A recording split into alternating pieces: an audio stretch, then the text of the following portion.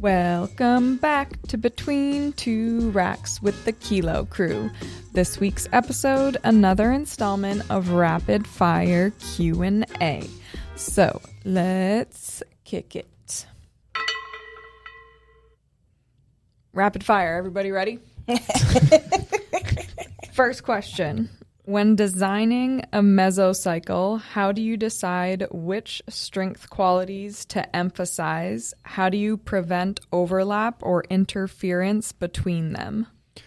Okay, so first of all, you should never just design a mesocycle out of context. So in my opinion, there's no such thing as writing a mesocycle per se. And what I mean is, in order to write a mesocycle, you first need to have an idea of what's going to happen with the macrocycle. Once you know what's going on with the macrocycle, then you need to deconstruct that macrocycle based on the goal of the macro to know what's happening on a mesocycle level. But you cannot just write a mesocycle without none of that context. It doesn't really work because training is not... You can't fully develop anything within a 3-week period. So it needs to build up to culminate towards a very specific end goal at the end of the macro. So each piece of the puzzle is each individual mesocycle put together to give you one response. So you determine what the goal of the macrocycle is. Let's say that the goal is relative strength.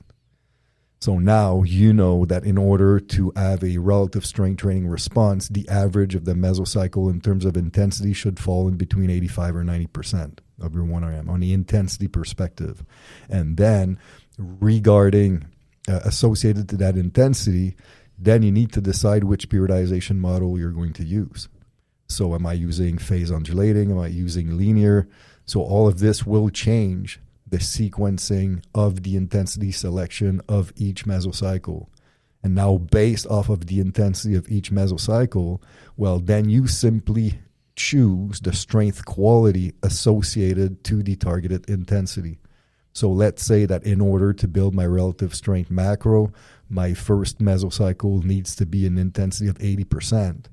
Well, 80%, we know that it's 7 repetitions, and we know that 7 repetitions is part of functional hypertrophy in terms of strength quality. So now I know that phase 1, so mesocycle 1 of that relative strength macro has to be functional hypertrophy in terms of strength quality because that's what the intensity calls for. So it's as simple as that. You need to know where you're going. You need to know which path you're going to use to get to that goal. And then based off of that, then you determine each strength quality based off the intensity needed for that mesocycle.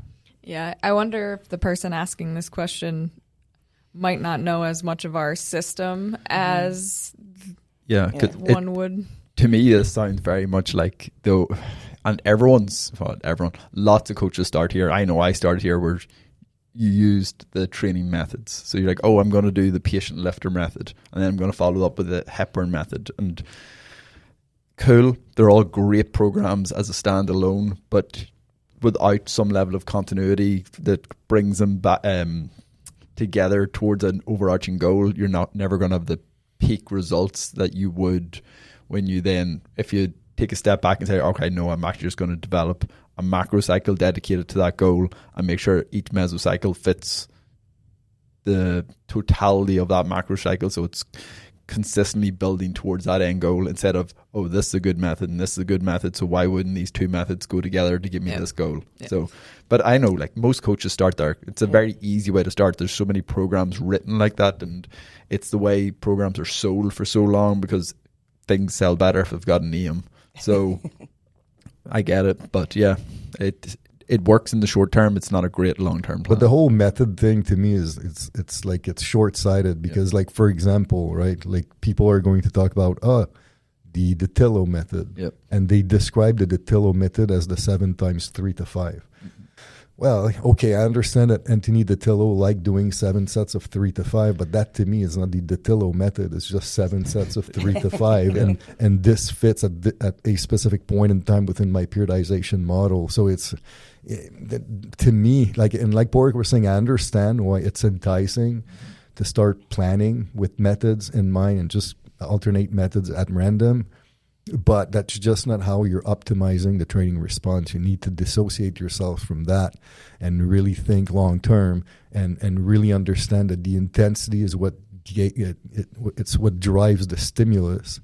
And then the volume is what drives the dose of that stimulus. So, but you need to know which type of stimulus you're targeting first. You can't just go at random because it needs to make sense in the bigger picture of where you're going with your training. And then even using the intensities answers the second part of the question. How do you prevent overlap? Well, that's what if you dictates. follow the rules between the accumulation to intensification. I remember in class when you used to teach the ASPD, that was the thing that people thought was the most amazing, is when you put in like all the different methods and they thought that they were building like and that they thought they were doing undulating periodization, but if you really kind of break it down in terms of intensity, it was basically overlapping for 3 or 4 cycles in a row if they're not paying attention to the actual intensities. So what you're talking about is when people would, for example, like showcase a 12-week undulating model, and the reps across the 4 phases would be something like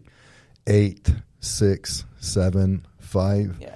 And then, yes, the reps are undulating, but if you look at the intensity per se, the entire mesocycle is traveling across a 5 to 7% window. So, like, at the end of the day, you're not really doing undulating periodization. You're almost doing, like, straight up old school standard periodization where the intensity is the same across the entire training period. And we know that the more advanced you become, the more you plateau on intensity. So the intensity, and aka the rep prescription, is the first thing that you adapt to the more advanced you are. So you need these variation, and you need more abrupt variation, especially if you're doing undulating, because if you're not, then you're not undulating. You're not backing off, or you're not bumping intensities. So yeah, like, think big pictures. That's also one of the reasons why when it comes to personalized programming, we don't sell 1 month program. We sell either a 12-week or a 1 year, because we need some time frame in order to be able to affect change. Yeah. Next question. How do you balance progression and variation inside the A series? At what point does an athlete need variation versus just repeating a pattern for mastery? So, like, the more novice a trainee, the more benefit they're going to get from just repeating the same pattern. The more experienced a trainee, the more they can have variation and still make progress. Obviously, when you want to compare like apples to apples, so you want to know that their high bar, back squat, feet flat on the floor with a barbell is improving. To some extent, you still have to train and measure and monitor that exercise, but that athlete is going to be skilled enough at that period of time that they can move away from that variation and have a heels elevated safety bar squat and still drive the number of their actual standard back squat, because they've already developed a skill. Their intramuscular coordination is going to be there. Within one phase of coming back, it's going to be as primed as it was. If it hasn't been trained for a phase or 2, it will be okay. They're training the same pattern. It's going to be fine. But that novice athlete, they have not built that level of skill yet, so they're going to really, really need to avoid variation, for the best word, because variation, while they might think it's fun and it'll be great because they're going to feel sore because they're doing something new, they're just delaying their skill acquisition, and once you're delaying skill acquisition, you're going to delay strength potential.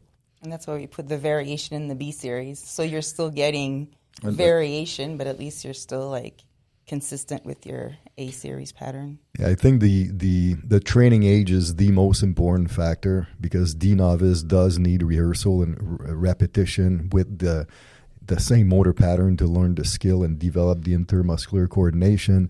But another aspect, though, to consider aside from training age is the purpose of the training, the goal of the training, because like you could almost look at it across like 3 different lenses.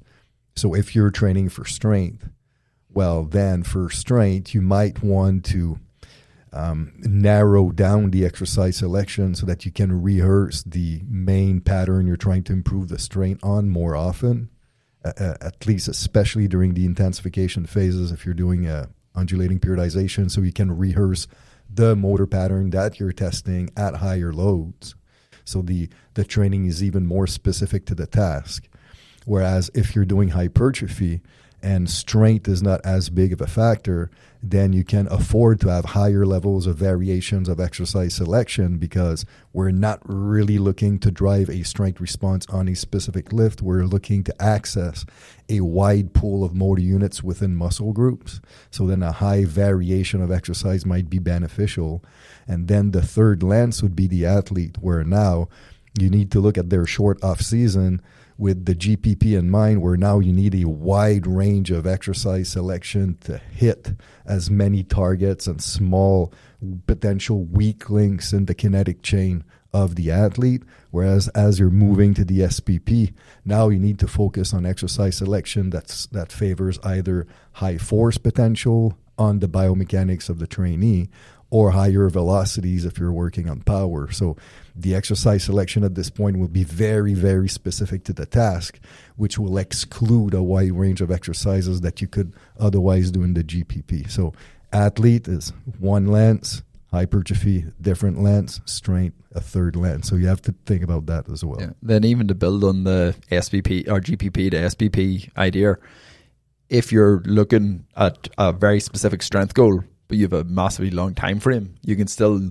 use that hypertrophy phase as your GPP to build into the SPP. So have that real broad base of exercises. So you're developing hypertrophy, developing skills across slightly different movement planes, patterns, whatever way you want to put it. So once you hit the SPP, you can be more specific because you've already built up that robustness that the exercise variation has allowed for during the GPP setting of your strength phase.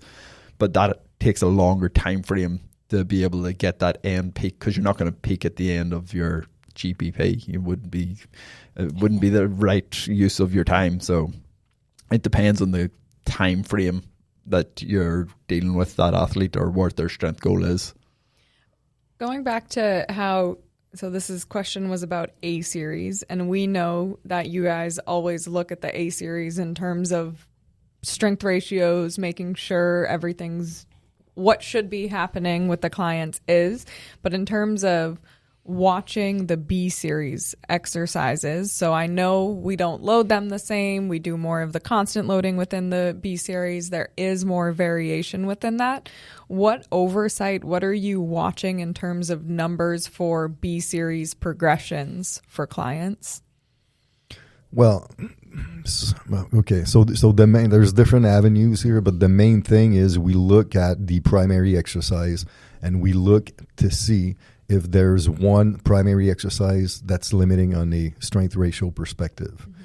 Now, if there's one lift that's specifically out of whack, then we will choose assistance exercises that can leverage the strength development on that key lift that's limiting strength in the A series, but we need to basically deconstruct the motor pattern to see where is the missing link. Is it coming off of the floor in a deadlift, or is it the pull at knee level? Is it the lockout? So you kind of need to know where the issue is, and then you can fine-tune the B series exercise selection to try to leverage that weakness. So that's one aspect.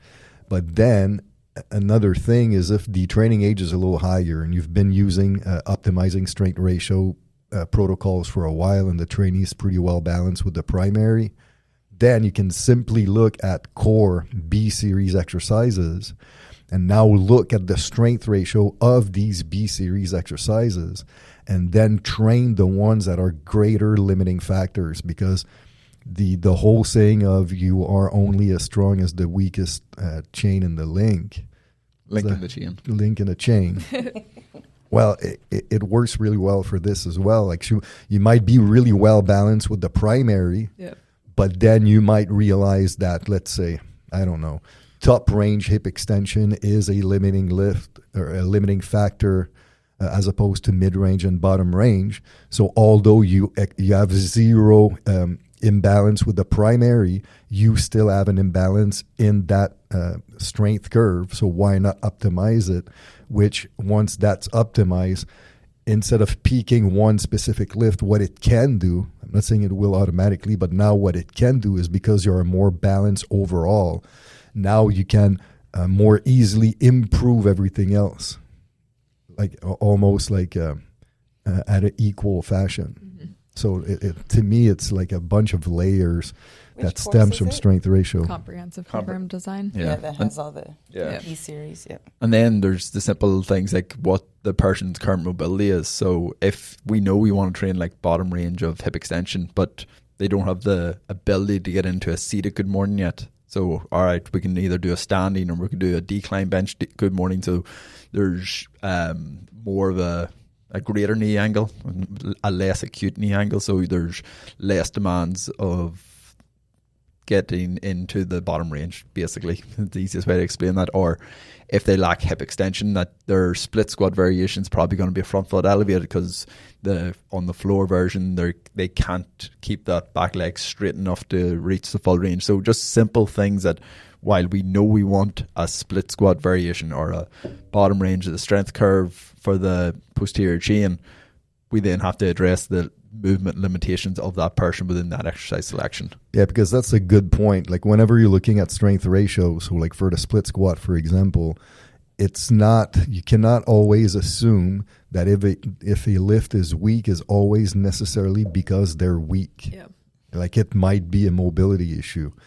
And that's why the score of that lift is so bad. It's because the mobility is so like irrelevant that you can't actually see true value on that lift. So then if that's the case, then mobility via that movement becomes the main priority. Yeah.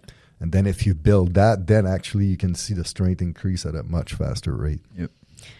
This is just kind of a side note. I don't know if this specific student listens to the podcast regularly, but I know he'll know that I'm talking about him. But we had a student here, and now I've seen him lift on social media. Okay, and I was going to bring this up, and then I decided not to. Go ahead. I have no idea what you guys are talking about. Me neither. So we had a student here. I've seen him now. He was here for the PAB course. So PAB, obviously, we're not doing like max strength lifts in the gym.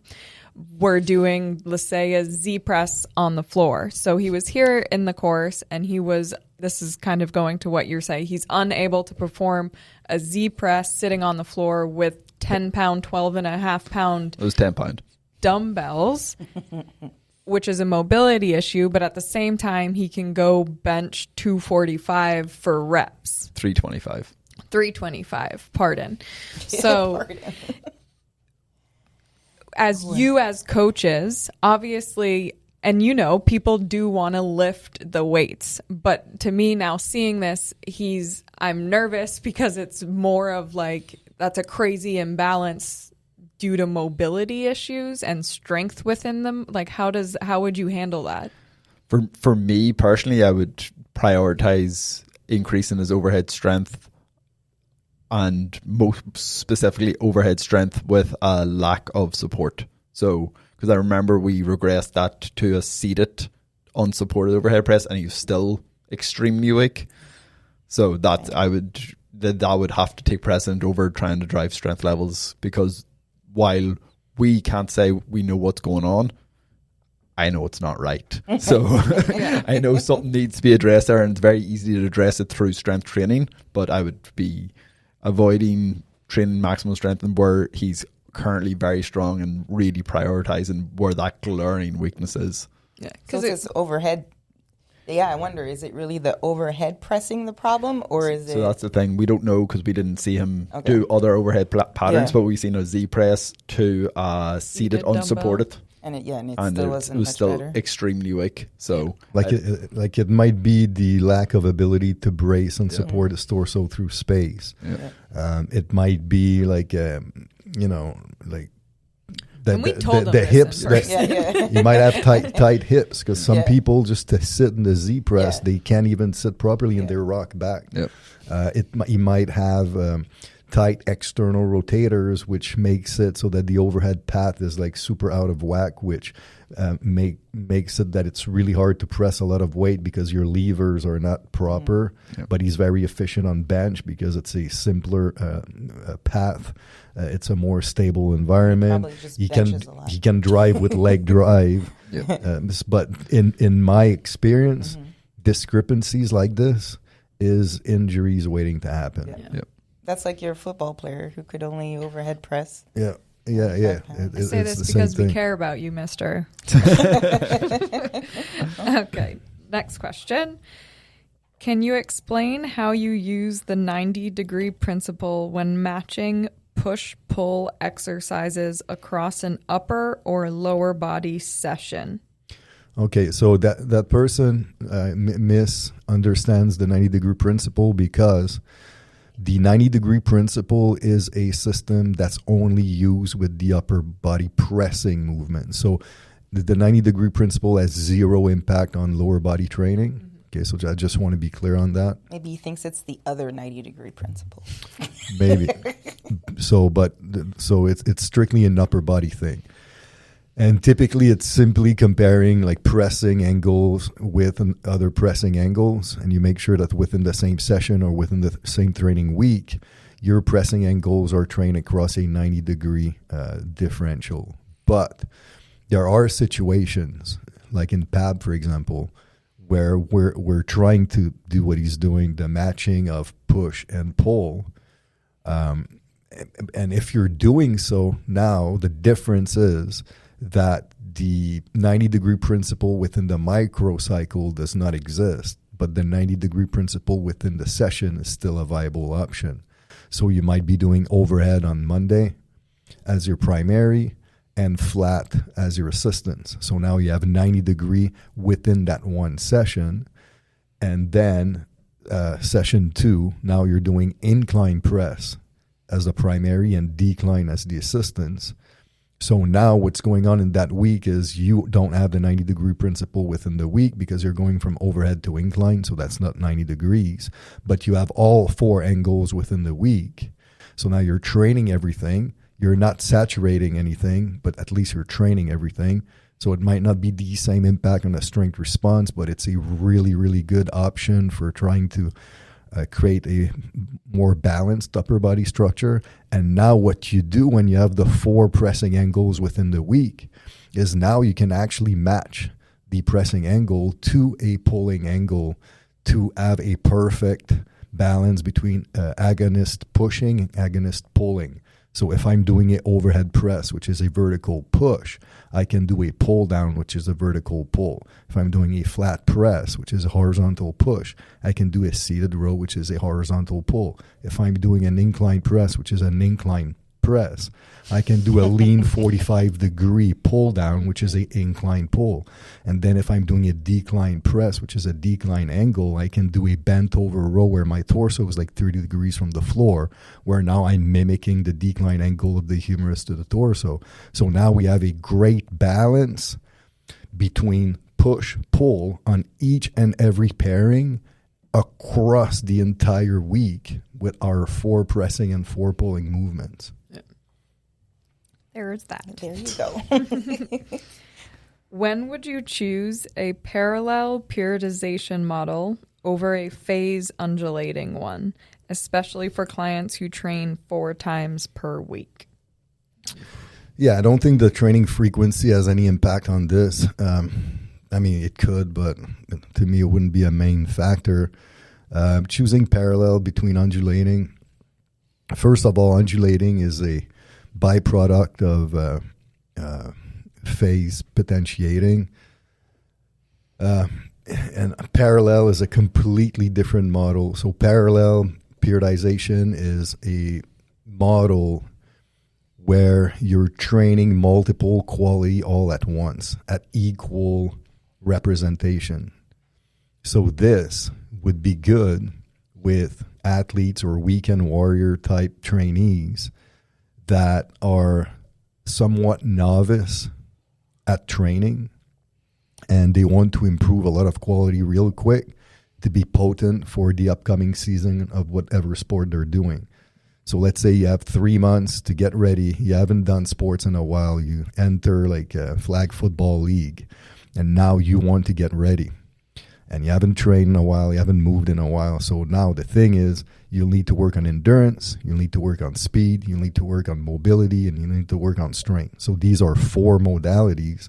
But the parallel model, what it would mean is within your week, you're going to spend 25% of the time on endurance, 25% of the time on speed, 25% of the time on mobility, 25% of the time on strength. So you're doing everything all at once. So you're not necessarily saturating on nothing. You're not specializing on nothing. But because your baseline is so low, you're going to improve all of these quite rapidly, quite substantially up to a certain point. Now, past the first 3 to 6 months of solid training, now you're going to see a regression in rate of progress with that model. So at that point, you might want to revisit if your training is continual. But if you're one of these people that you play flag football, but you'll only get ready 8 to 12 weeks prior to the season, then once you play flag football, everything starts dropping. And then after flag football, you don't do anything. And then you get ready again. So now you might be one of these situations where parallel model will be beneficial each and every year because you kind of have to restart all the time. But in our opinion, the parallel model, once you reach a certain level of training, you need to move away from it a little bit because you'll need to have more dedicated time at one target to really drive the response higher. Yeah, most of the times I've heard you talk about parallel, and when you would use it, it's with like youth athletes, young athletes. And then even in that instance where you're using parallel with the youth athlete just to expose them to a lot of different things, if they're so young, then would you almost more go towards linear periodization first with them? But it's not the same thing. Yeah. I mean, I'll let Ulrich answer. Because it's like how you're training. Yeah, so it's more the dedicated of training qualities that you're putting in, not how you're structuring your strength work. Yeah. But another opportunity you could use parallel model is if someone just knows of a period of time that they just don't want to detrain anything. Like they're not trying to improve any qualities. They just want to keep everything fresh. So like say they got ready for the flag football season, like Steph said, and like, all right, we're going to be playing now for the next 6 weeks. I just want to maintain everything or whatever length of time it is. And you just do enough to maintain everything. It's another time. But outside of that, you nearly need to move. You do need, if you want to keep improving things, you need to move to a model that has more saturation. So that could be like the emphasis parallel model, which is the same concept, but you're just emphasizing certain qualities at certain times to dedicate more training volume to those. So say you're starting with you're going to train hypertrophy, strength, power and speed all at the same time, but at the very start you have 60% of your time on hypertrophy, and then the rest of them are all broken up, and then as you go through the time, those percentages change to match what you're trying to emphasize at that time in a sequential fashion.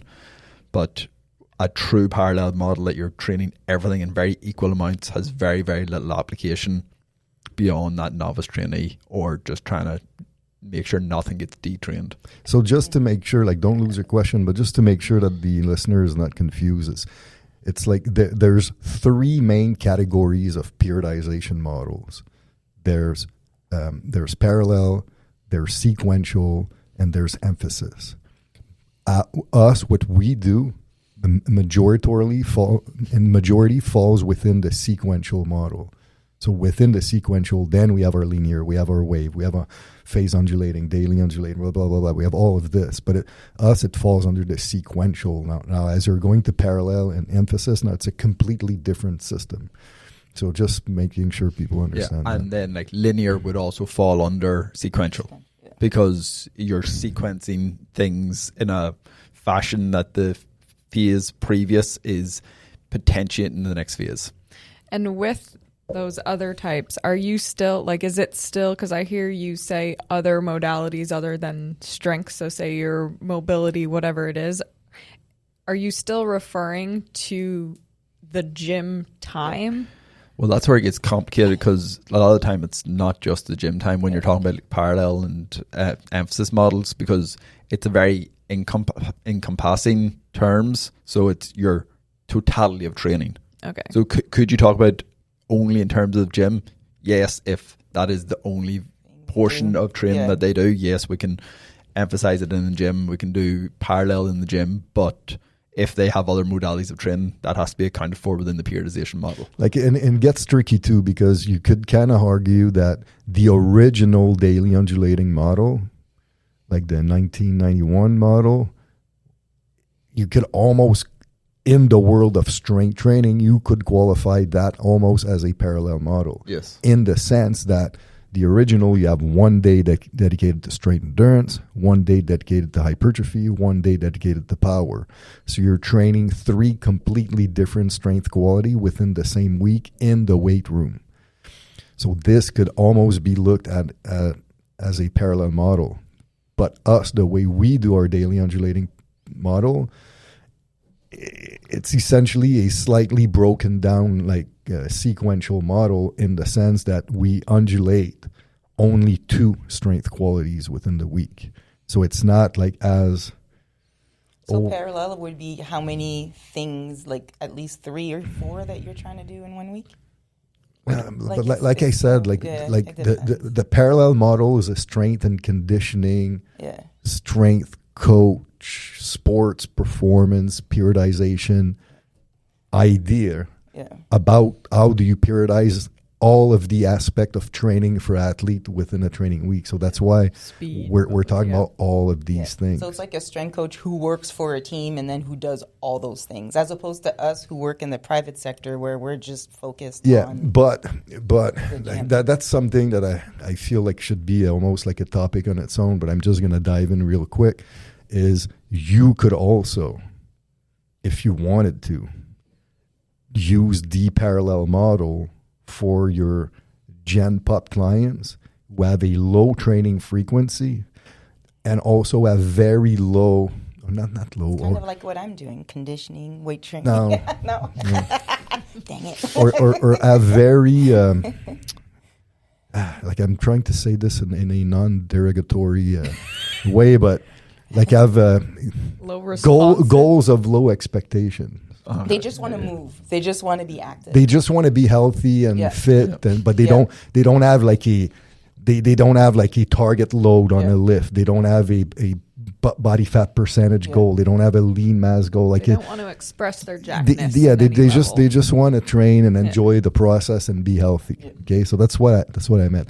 If that's the goal, well, the parallel model could actually be quite fitting because you're doing everything all the time. Nothing is going to ever be great, but you're definitely going to improve at first. Mm-hmm. Your overall fitness level will increase, and then you'll maintain. You'll have like small surge here and there in progress, but you'll basically maintain. But if you're one of these people that love change and a little ADD with your training, at least you're training at least 4 different qualities all the time. Mm-hmm. So that might be an option. It's going to be really hard to be like really, really strong or really, really muscular or really flexible or whatever. Yeah. But at the same time, if you only train twice a week and you have no endurance, no mobility, and all you do is 2 60-minute strength training session per week with poor form because you have zero mobility, well, you could argue that the one doing the parallel model, splitting stuff 25, 25, 25, 25 on only 2 sessions will probably have better results at least the first year because you're affecting more variables that's going to improve their ability to lift weights. Yeah. So that's why, like in class, sometimes we do talk about the parallel model with that clientele because it's well suited. Like a good example would be the fat loss specialization Novice system, which is when you really think about it, that system is a parallel model within the weight room. Mm-hmm. Where you could add mobility to the mix and then you would have a fairly complete training week. True. Next question. What's your process for reintroducing eccentric or isometric methods after a layoff or injury period? So after time off of training. Well, the process is one, you first need to qualify the trainee. Yeah. If the trainee does not have a adequate level of strength, and we tend to use the relative strength ratio for this, but if the client is too weak, well, I'm going to spend a lot of time rebuilding their max strength before I even worry about reintroducing eccentric and isometric. So this would be step number one after a layoff. So you rebuild the strength so you can warrant the training of eccentric and isometric. Now, if the strength is pretty decent, the drop-off was quite low, all you could do is maybe just one macrocycle of standard concentric dominant training just to get the nervous system back up to speed. And then you could reintroduce eccentric or iso as normal, timed at the specific spot based off of the goal of the trainee. And with this question, when you're answering it in terms of the eccentric or isometric methods being applied to the primary exercises. That's how no, primary or assistance. But when people are coming off of, say, injuries, don't you use some forms of eccentric or isometric methods with them? Technically, if that's them coming off an injury, like that's the rehab process I think you're talking about. Whereas the way I took that question was, all right, they are cleared from rehab, they are back into strength training. Mm-hmm. So it would be more like, all right, we're going to develop strength now. It's not we're making sure that the musculature is ready to get back into strength training, because it's such a harder topic to answer that. Yeah. Like, for example, so let's say let's say that you strain your patellar tendon and now you need rehab. Yeah, of course, now you could use isometrics for rehab, but it's low-level isometric. That's not what I would qualify isometric methods. Yeah, that's what I would, yeah. Okay, because yes, like isometric is probably one of the smartest thing to introduce first with rehab, because you're affecting neural input into the tissue without any movement. So you're not creating any type of mechanical disruption to the tissue, but you're interjecting a lot of neural input. So that's great, but that's not a isometric method per se that we're using to drive or enhance the strength response on big lifts. So that's the way I saw that answer. But yeah, like otherwise you can use like low-level eccentrics and low-level iso as rehab coming off your injury for sure. Next question. How do you assess when a client is ready to move from a hypertrophy emphasis into absolute strength work? So it's not, to me, that's not really an assessment. So it's more you have decided that they were doing a hypertrophy macrocycle for whatever reason, whether it is they need more size to keep pushing their strength forward, they want more size because that is their overarching goal. And now that they have done a hypertrophy macrocycle, we now want a more neural input with our strength training. So we're going to move to, it has to be either an absolute strength or a relative strength cycle. And that just sort of depends on where they are in their long-term periodization.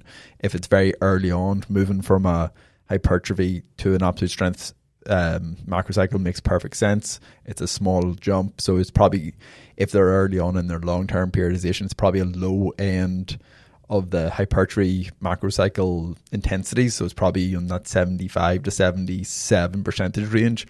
So it's not that big a jump to get into absolute strength macrocycle ranges. Whereas if they're further on, it's a higher intensity hypertrophy macrocycle, then it makes maybe a little bit more sense to jump up to a relative strength. But it's more that we have completed the work that we want towards one goal. We now need to change the stimulus to drive a different quality, so we can then either come back to the original goal to drive further adaptations, or we can keep moving towards the end goal. Yeah, we never do the same macro cycle back to back in anything. No, it's counterproductive, because I think it's important for people to understand that at least our view of this, our interpretation of science with this, is very clear, at least in our head. It's that hypertrophy and strength are not separate entities. They're absolutely interconnected, interrelated strength qualities that are the byproduct of lifting weights at a decent level of intensity and exertion. So if you do this, both metric will improve.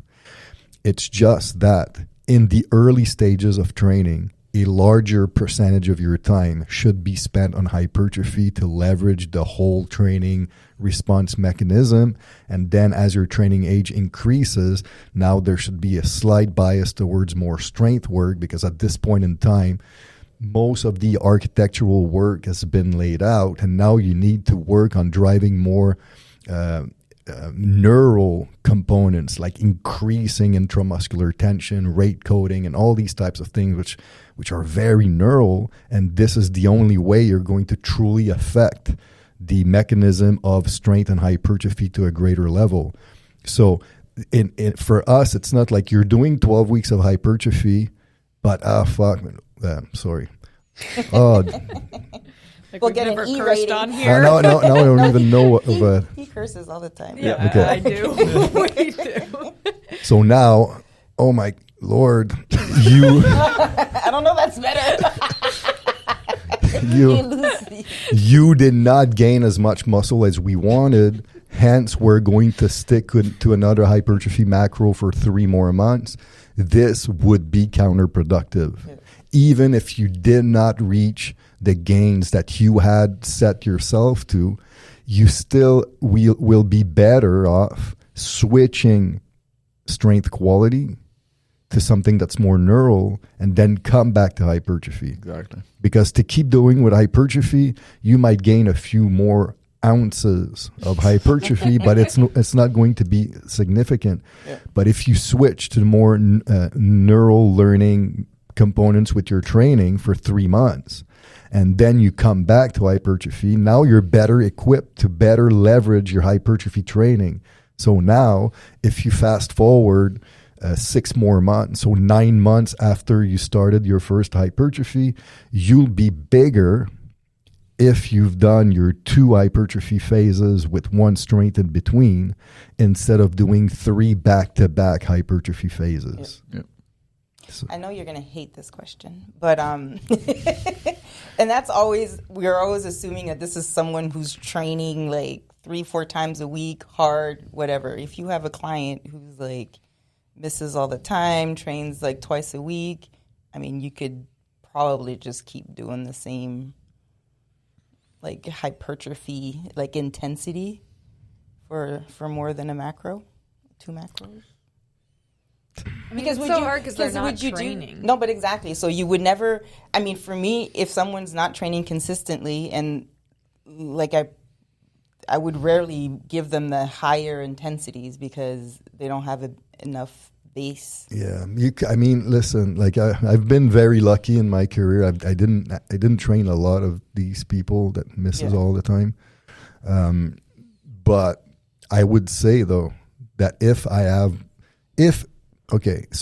client X is missing during a hypertrophy macro, and it was substantial, like he missed, let's say, like the equivalent of 3 weeks in the entire 12 weeks. Okay, well, maybe I'll stretch it. Yeah.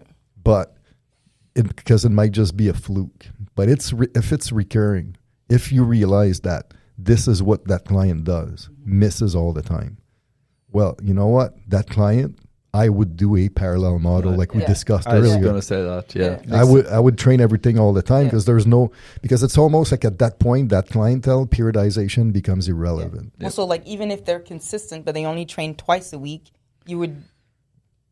If they're consistent, you can definitely change the emphasis. Twice a week? Yeah. Like it's still, is it as important? Are you going to go to the extremes as much? No. Like definitely not, but you still can because you still want a more neural input at some point. Yeah. But again, twice a week you could do the parallel model. Yeah. It wouldn't be a big deal. Like never forget that because we've talked about this in a previous podcast, but the purpose of periodization is simply a way to manage and monitor fatigue so that you can have better training output. You're not getting but if you're training twice, so like if you're novice and you're training twice a week and you miss all the time, there's no such thing as fatigue. So there's no real need for periodization.